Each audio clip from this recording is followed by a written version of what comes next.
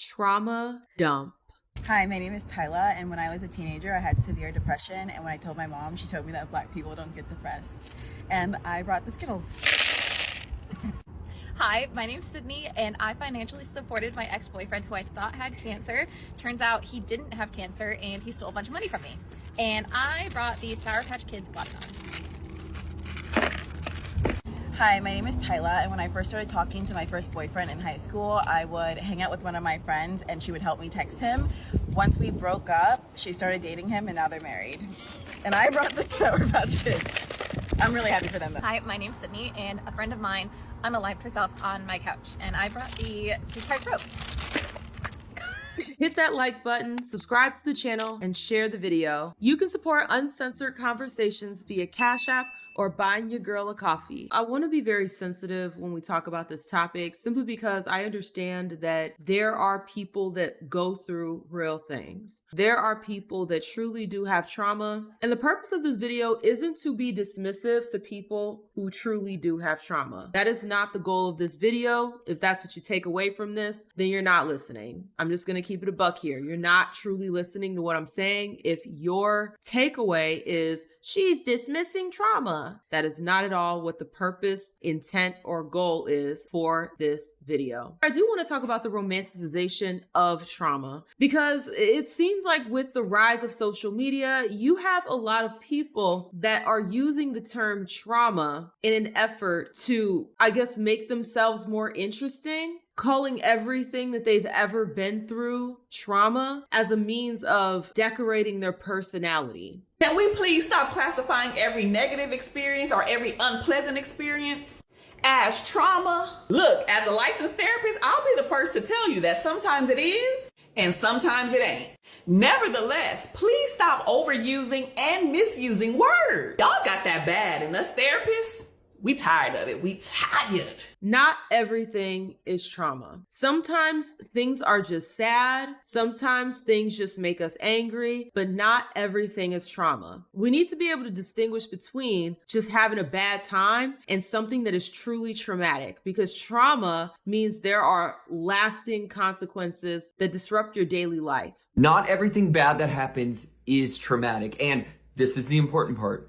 It doesn't have to be trauma or traumatic for it to be meaningful and to be the reason why you seek therapy. It's true that defining trauma can have a lot of gray because it's the person's experience of an event rather than the event unto itself. Two people can experience the same event. One has trauma symptoms or a traumatic response and the other doesn't. But that doesn't mean the event only matters if it's traumatic. I think in many ways that belief has slipped into pop culture, and we default label trauma onto any bad event without considering and reflecting, did I have a traumatic response or am I having trauma-based symptoms? It's disappointing to feel like we would have to do that. And what I would want you to know is your experience matters and it's relevant, regardless of whether or not you're having traumatic symptoms. And with the rise of therapy speak in regular everyday social media, where you have regular schmegular everyday people who did not go to school for this, who did not study a lick of this, they just heard and learned everything that they know about trauma from the internet, from other people who also didn't go to school. They learned everything that they need to know about mental health and trauma and narcissism and all these other buzzwords in the therapeutic space. And with the introduction of all this therapy speak into the everyday lexicon, you have a lot of people misusing these terms. They're calling everything abuse. They're calling everything trauma. They're calling everything narcissistic personality disorder. And it's really starting to water down what those words truly mean. A lot of the things that we're seeing online are seeming to romanticize the idea of being traumatized. If you ever come across someone who's been through a lot of trauma and heartbreak in their early life, like child life, you better be thanking God that that person crossed paths with you, because these type of people are not normal. These type of people have been through so many things that give them a heightened awareness that not much people gain in their lifetime. These are the type of people that you need around to detect BS, to detect when something's wrong. They're usually prone to truth. You know, they've been through so much BS that they just can't take anymore. these type of people, you better be thanking God for when they come in your life, man. As if it's the cool thing to be somebody that's been traumatized by something in their life. And that is extremely dangerous because not only will you have people adorning themselves with mental health issues that they don't actually have, almost like a hypochondriac, but also you minimize and dismiss the real problems, the real people that truly do have trauma when you start lumping them in together with people that just want to be popular on social media. And I noticed this a lot with that whole candy trauma dump trend. And the fact that that was even a trend was very weird to me. There's something very irksome about us turning people exposing their trauma into some form of entertainment. You even have people on the app being so excited to hear about everybody else's trauma. I love the trauma candy dump videos as much as the next girly, but what is the trend that y'all are noticing? It's only women doing this. Men, step up to the table. Y'all need to learn how to express your feelings anyway. Now is the time to do it. Just let it out. There are people that like to tether themselves to other people that they know are going through bad things because they get some kind of sick, twisted enjoyment out of other people's suffering. The candy trauma dump trend, while I do understand that people talking about their experiences can help others, turning it into this like entertainment style trend, I don't know, there's something very sinister about that. Hey, my name is Jamaica, and my ex told me she had cancer just so I could stay with her, and she did not have cancer, and I brung the bow. Okay. Hey y'all, my name is Diamond, and I dated a nigga with 4 dreads, and I brought a dum-dum. My name's Jayla, and I started back talking to the boy after he shot up my house, and I brought some more dum-dums. My name's Jamaica, and my ex-girlfriend and ex-friend cheated on me when I was dying in the hospital, and I bought some more dum-dums. It started. Hey y'all, my name is Diamond, and on Valentine's Day I got jumped. And so And she fucking around my motherfucking bun like this.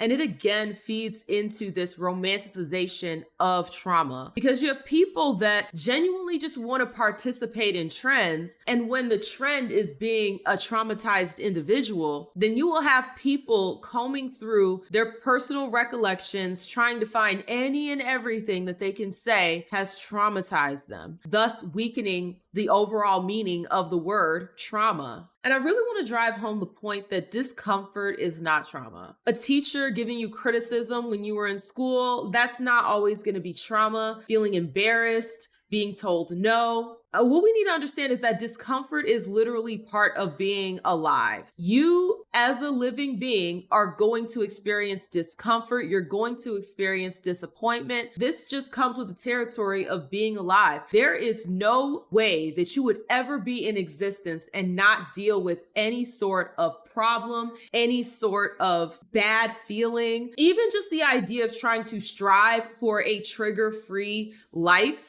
is just, it's a fool's errand, okay? It's never going to happen. You have a lot of millennials, and I think potentially Gen Xers as well, that created this environment for their children to try to keep them away from as much trauma as possible. And I say trauma in quotes in this aspect because some of the things that they were sheltering them from were just life experiences that they should go through so that they know how to cope as adults. So you had a lot of Gen Xers and millennials that helicopter parented their kids, that kept their kids from dealing with anything on their own, that basically stifled them from growing into emotionally mature adults. So now, whenever they feel even the slightest bit of discomfort, talking about the offspring of these type of parents, they shut down because during their formative years, they never had to learn how to really cope because they were protected from literally everything. So now when mommy, daddy are not there to protect them, everything is just too much. They can't handle it. This learned helplessness is the direct effect of avoiding discomfort, of trying to shield your child or shield yourself from feeling anything other than, I guess, fake happiness, fake bliss, or just shielding yourself like a hermit. And it puts you at a disadvantage because, like I said, as an adult, you are going to experience things that you don't want to experience. You are going to go through the ups and downs of life. It is inevitable. And ultimately, it leads to what we're dealing with today, which are a lot of infantilized adults. I personally have had conversations with 20-year-olds, and I would have sworn they were in middle school or elementary school, the way they talked about life, just life in general. And it's because they were stifled as children. They were never allowed to truly overcome anything. And whenever something did go wrong, it was just a lot of coddling rather than teaching them how to cope. So that leads to adults calling basic responsibilities as traumatizing, not being able to handle confrontation because that's trauma too, and then being triggered whenever they're held accountable because that's also traumatizing. If your nervous system is collapsing every single time you feel uncomfortable, that's not always going to be trauma. Sometimes that's just underdeveloped coping skills. Have you noticed that everybody is using the word trauma these days? Like everything that was stressful in their life has been considered a trauma to them. It's traumatized them. It's their excuse for being a victim. Well, here's the thing. There is real trauma, and we do need to recognize and respect people's traumatic experiences. But not everything was traumatic. Trauma in and of itself is meant to describe something clinically exaggerated, something severe and acute that happened to, in an interpersonal sense, change your reality and your understanding of the world. It has a psychological consequence. But because somebody yelled at you when you were a kid doesn't necessarily mean you were traumatized. So even if we're not talking about early childhood years, right? Let's think of trauma. Instead of using the word trauma, maybe use stress. Because stress can be positive, negative, or neutral. A lot of stress can be very productive. It can help you grow. You have to have some level of stress, just like you need to have some level of conflict in order to grow and deepen your relationships. So if we're thinking about people and relationships and the things that you consider trauma, or maybe not you, but some people out there, they might consider like someone violating a pretty innocuous boundary as a traumatic event. You traumatized me. You violated my boundary. You abused me. Everything gets blown out of proportion. So this is not good. This is not healthy. They're exaggerating a lot of things. Now, there are times, again, when it's going to be traumatic and we need to address the real trauma consequences for people. But there are going to be a lot of things that we need to reframe as just stress, something that's not great that happened, but it doesn't mean that you are injured because of it. Thinking about things that way is going to put you in a learned helplessness state. And all of this really ties into this victim economy that we have. Everyone wants to be the biggest victim because that comes with kudo points or points on your social credit score. The bigger the victim, the more we're supposed to listen. And that's essentially what everybody wants. Everybody wants somebody to listen to them. When trauma is the economy, when victimhood is the economy, then yes, you are going to have people bending over backwards to try to prove that they are some type of victim in any circumstance. And that's just unhealthy. People who truly have trauma, more times than not, they're going to wish that that trauma didn't exist. They're going to wish that they didn't have to deal with that trauma because it is debilitating. It is something that interferes with their ability to live life in a normal fashion. So with all this romanticization of trauma, and you have people saying, yeah, I love being around traumatized people. It's weird because you're romanticizing something that is taking away from somebody else's life, somebody else's ability to go through life without those intrusive thoughts. And another part of this that I really want to delve into very briefly is a lot of this victim culture. It leads to people scapegoating their own choices onto, well, I was traumatized. Most people don't want to hear this, but I'm going to say it anyway. Your problems ain't always trauma. Sometimes they're choices. So you better choose wisely.